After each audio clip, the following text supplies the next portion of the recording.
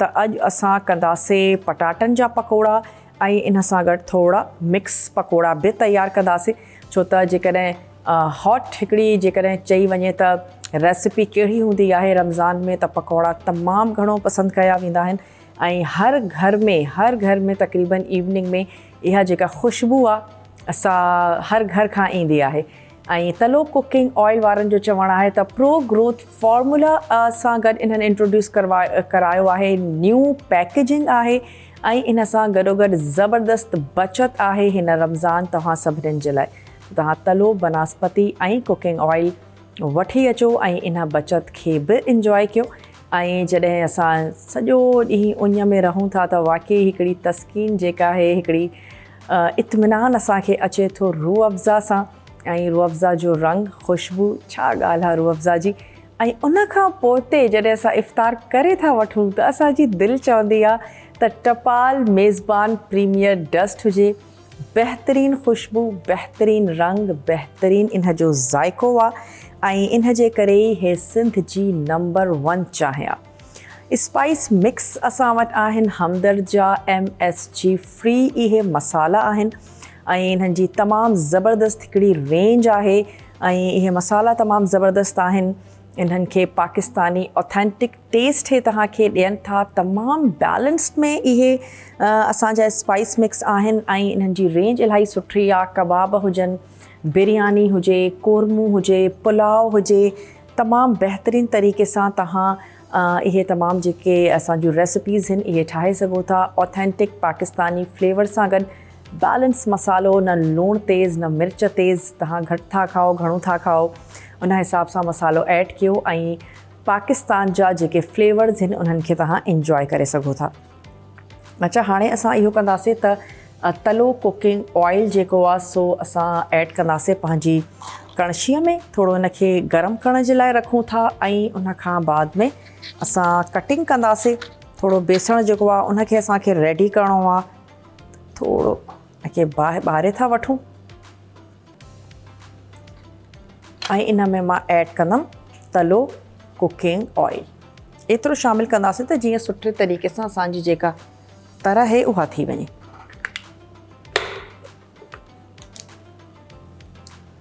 तलो cooking oil, हिन जो चवणु आहे त 70 सालनि खां वठी माइरनि जो इन्हनि ते एतमाद आहे ऐं इहा ई वजह आहे जो ॿारड़ा चवंदा आहिनि त अम्मा तलो में पचायो असांखे सेहतमंद बणायो। अच्छा, हे अची विया असां वटि पटाटा। अच्छा, नॉर्मल साइज़ जा खणो। हिन जा मां जेकॾहिं तव्हांखे जो पटाटो वॾो आहे या नंढड़ो आहे, वॾा सुठा पकोड़ा तव्हांखे करणा आहिनि त तव्हां इनखे इन तरीक़े सां कट कयो ऐं मां इन्हनि जा स्लाइसिस कढी थी वठां। बेसण खे तयारु कंदासीं। इहे पकोड़ा ॿारड़ा इलाही पसंदि कंदा आहिनि। जंहिं घर में ॿार हुजनि उन घर में इहे पकोड़ा लाज़मी तयारु थींदा आहिनि। वरी इन जे मथां तव्हां ऐड कयो असांजो हे MSG फ्री हमदर्द जो मसालो, त तमामु ज़बरदस्त कमु थी थो वञे। चलो, इनखे मां थोरो फिक्स बि कयां थी। जेकॾहिं तव्हां बि पंहिंजे घर में कटिंग था कयो, तव्हांखे लॻे थो त भई चॉपिंग बोर्ड जेको आहे सो इलाही मूव थो करे, त उनजो हिकिड़ो आसान तरीक़ो इहो आहे तव्हां कोई बि टिशू पेपर खणो, हिकिड़ो टीस्पून ऐड कंदासीं हुन में पाणी ऐं इन जे मथां तव्हां रखी छॾियो पंहिंजो हे चॉपिंग बोर्ड।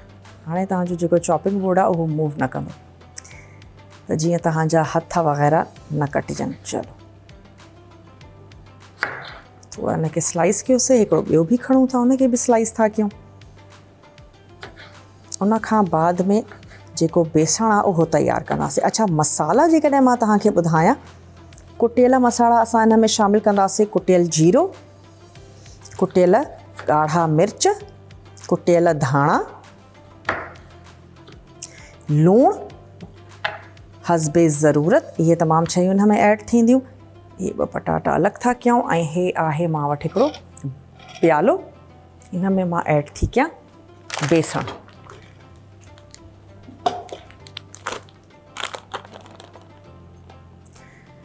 अच्छा, पटाटनि जा जॾहिं तव्हां पकोड़ा कयो त बेसण एतिरो हुजणु खपे जंहिंमें तव्हां पंहिंजा पटाटा सुठे तरीक़े सां कोट कयो। त मां हिनखे हिते थी रखां, वरी असांखे ज़रूरत हूंदी त असां ॿियो खणंदासीं। थोरो ऐड कंदासीं हिन में पाणी।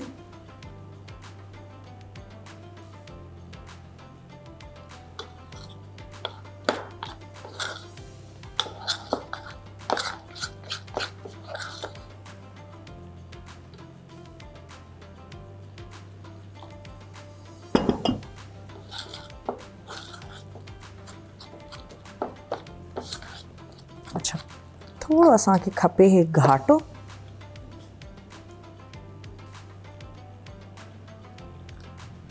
थोरो अञा हिन में पाणी था ऐड कयूं ऐं कुझु स्पाइसिस आहिनि जेके असां हिन में शामिलु कंदासीं।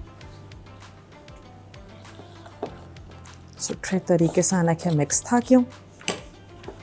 स्पाइसिस बि मां ऐड कंदी थी हलां।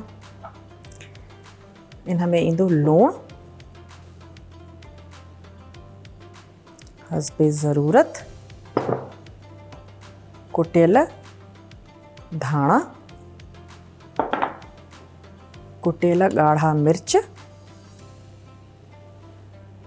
ॿारनि जे लाइ ठाहियो था त पोइ न ऐड कजो मिर्च। जीरो ऐं थोरो इन में ऐड कंदासीं हमदर्द जो चाट मसालो।